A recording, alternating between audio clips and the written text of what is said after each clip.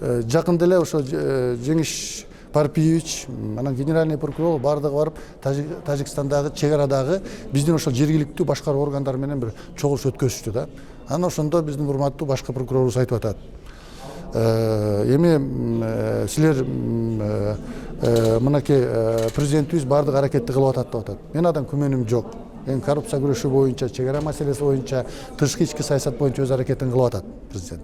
Анан бирок силер да бул жерде колдобойсуңарбы? Силер да жакшы иштеп атасыңар. Эгер керек болсо дейт, мен силерге иш аштырып туруп, тергөөчүнүн кабылдамасында сааттарча күттүрүп коем дейт.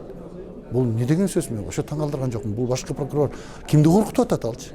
Эми ал чырылдап аткан баягы эмигер өкмөттүгү өйдөгүндө тургандар ишти уюштура албай жатса, эгер иштин көзүн билбей жатса, эгер Тажикстан менен сүйлөшүүлөрдү жүргүзө албай жатса, анан ошол жердеги айыл өкмөттөрү күнөөлүүбү?